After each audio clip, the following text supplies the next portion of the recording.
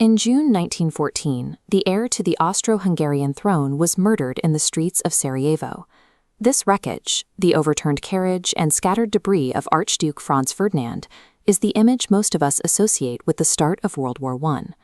Within weeks of this single event, empires from London to St. Petersburg began mobilizing for a global conflict. It was a rapid escalation that suggested a much deeper, more dangerous system was already at work beneath the surface of European politics. To understand why a local political murder pulled the entire world into war, we have to look decades earlier at the man who engineered Europe's hidden geopolitical machine. That man was Chancellor Otto von Bismarck. After unifying the German Empire in 1871, Bismarck realized his new country was in a precarious position, wedged directly in the center of Europe and surrounded by potential rivals. Bismarck chose a survival strategy based on stability. After 3 rapid wars to build the empire, he declared Germany a status quo power, publicly abandoning any interest in further expansion or overseas colonies. In place of conquest, he built a massive web of secret treaties. He formed solid alliances with both Austria-Hungary and Russia, despite their historical rivalry. At the same time, he worked to ensure France remained diplomatically isolated, unable to find allies of its own. Berlin became the indispensable middleman of Europe. If Russia and Austria had a dispute, Bismarck was the one who negotiated the settlement. This arrangement meant that no major power could launch a war without Germany's direct consent. This delicate balancing act successfully maintained continental peace for 20 years.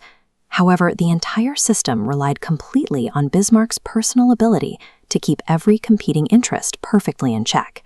In 1888, Kaiser Wilhelm II rose to power. He was an ambitious leader who lacked Bismarck's caution, and he was determined to secure a global empire that would rival the established superpowers. Wilhelm fired Bismarck in 1890 and immediately began dismantling the diplomatic safety nets the Chancellor had spent a lifetime building. He allowed the crucial treaty with Russia to expire, viewing it as an unnecessary burden. He also began to alienate Great Britain. In 1896, Wilhelm sent the Kruger telegram, congratulating a South African republic for repelling a British-backed raid.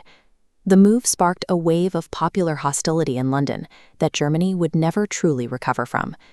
This map shows the Kiel Canal, which Wilhelm used to grant his navy direct access to the North Sea.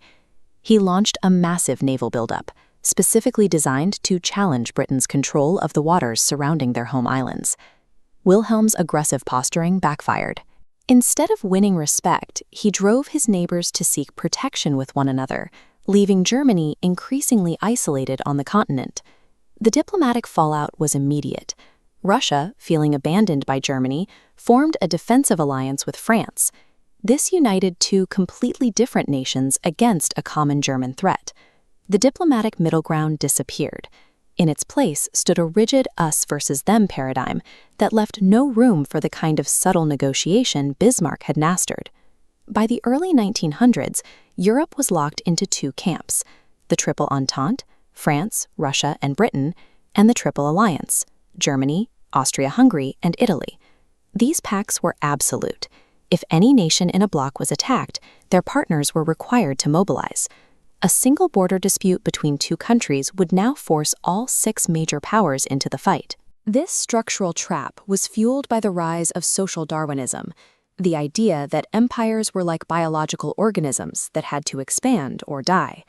This convinced many leaders that a massive conflict was a biological necessity. By 1914, the previous era of diplomatic flexibility had ended.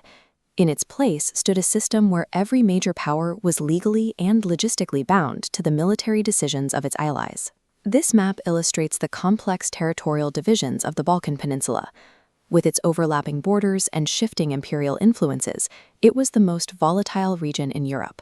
In 1908, Austria-Hungary annexed Bosnia, a move that provoked intense nationalist anger in neighboring Serbia, which had its own designs on the province. Following the assassination in 1914, Austria-Hungary issued an impossible ultimatum to the Serbian government. They demanded total access to Serbian internal affairs, fully expecting a refusal that would allow them to settle the border dispute with force. The domino effect was immediate.